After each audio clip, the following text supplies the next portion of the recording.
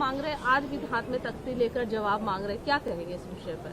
देखिए, कहीं भी कोई घटना होती है तो उसके लिए जिम्मेदारी सुनिश्चित होती है, नैतिकता के आधार पर जिम्मेदारी ली जाती है। दिल्ली में जो हुआ प्रोटेस्टर्स के साथ, वो सबके सामने है। वो बच्चे कौन है? वो हमारे बच्चे, इसी देश के बच्चे हैं, इस देश का भविष्य है। जिस तरह उन पर लाठियां चली, और मैंने तो इस हद तक देखा कि जो बच्चों ने हाथ जोड़ लिए हैं उनको भी लाठियों से मारा गया, और एक दो नहीं, जब खूब लाठियां मार ली फिर भी नहीं कुछ हुआ तो उन सर में लाठियां मारी गई। ये किस तरह का व्यवहार है?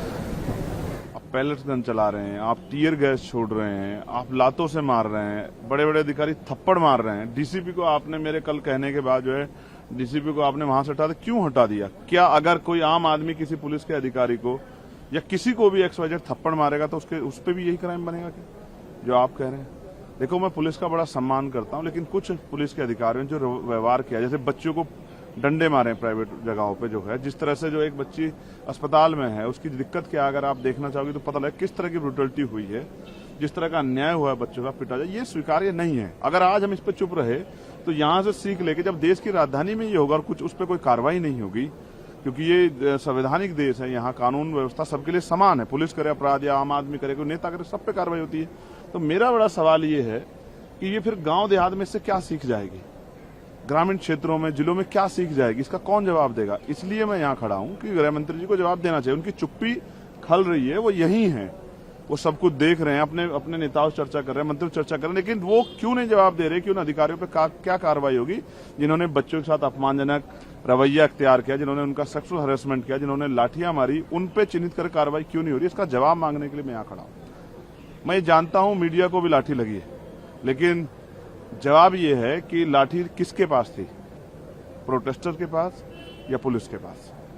और बहुत सारे ऐसे लोग भी थे पुलिस के साथ जो पुलिस नहीं थे, पुलिस के कर्मचारी नहीं थे, लेकिन उन पर लाठियां थी। तो मीडिया को भी लाठी मारी गई, प्रोटेस्टर को भी लाठी मारी गई, मारने वाले पुलिस और पुलिस के साथ वाले लोग थे, पैरामिलिट्री फोर्स। इसका जवाब देना पड़ेगा। आप हिंसा से नहीं कुचल सकते लोगों की आवाज को। जनरेशन जाग रही है। अगर देश के प्रधानमंत्री रात को 12 बजे तक जाग रहे हैं, वो इसलिए जाग रहे हैं कि देश की जनता 4 बजे तक जाग रही है।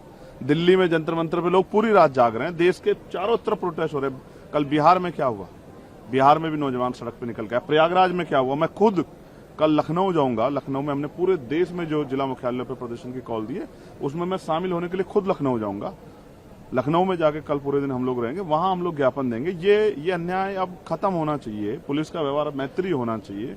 अब ये सब नहीं स्वीकार हो सकता। अब जनरेशन नहीं पिटेगी, नौजवान नहीं पिटेगा, उनके कपड़े नहीं फाड़ सकते, उनको अपमानित नहीं कर सकते। इसका जवाब मांगने के लिए मैं, क्योंकि हाउस नहीं चल रहा है, तो मैं यहाँ खड़ा हूँ कि गृहमंत्री इसका जवाब दें। कल जो है अपना हंगर स्ट्राइक तोड़ दिया है, उन्होंने जो अपनी बात रखी थी वो भी मानी गई है, जो कार्रवाई ना हो बच्चों पर और तमाम सारे विषय को लेकर, क्या कहेंगे? मुझे नहीं पता है कि कार्रवाई ना होने की कौन सी बात मानी गई है। कोई FIR दर्ज नहीं कर रहे हैं या कर रहे हैं, उसको खत्म करें, मुझे नहीं पता। दूसरा, जो कंपनसेशन की बात भी मुझे बताई गई कि वो भी मान ली, लेकिन हमने उसका कोई ऑफिशियल डॉक्यूमेंट नहीं देखा। ना सरकार की तरफ से कोई ऑफिशियल डॉक्यूमेंट जारी हुआ, ना कोई इसने स्टेटमेंट दिया है, ना पुलिस ने स्टेटमेंट दिया, ना एडमिनिस्ट्रेशन ने स्टेटमेंट दिया। इसका मतलब ये सारी बातें भी हवा में। सोनम जी के लिए हम लोग चिंतित थे। मैं स्वयं चाहता था कि वो अपना अनशन त्याग दें। बहुत अच्छा उन्होंने अनशन त्याग दिया, लेकिन डिमांड अभी जारी है कि पहले इस्तीफा होगा फिर वार्ता होगी। यहाँ भी पार्लियामेंट में विपक्ष यही बात उठा रहा है, पहले इस्तीफा दीजिए। CJP से तो बात है सरकार के प्रति, अच्छी बात है, करनी चाहिए। मैं तो 4 दिन, 3 दिन यहाँ धूप में, गर्मी में, बारिश में बैठ रहा पूरी रात इसी बात के लिए कि बच्चों संवाद करो। आज जो संवाद करे अगर पहले कर लेते तो जो लोकतंत्र का चीरहरण देखने को मिला 20 तारीख को, जिस तरह का अन्याय किया पुलिस ने पैरामिलिट्री फोर्स सरकार के सारे पे, सरकार को खुश करने के लिए, वो नहीं होता इस देश में। और जिस तरह से नौजवान अपनी पढ़ाई छोड़ के, कैरियर छोड़ के यहाँ रातों सड़कों पे घूम रहा है, इन सब का जवाब देना पड़ेगा। आप लाठियों से नहीं रोक पाओगे, आपकी गोली नहीं रोक। Subscribe to One India and never miss an update.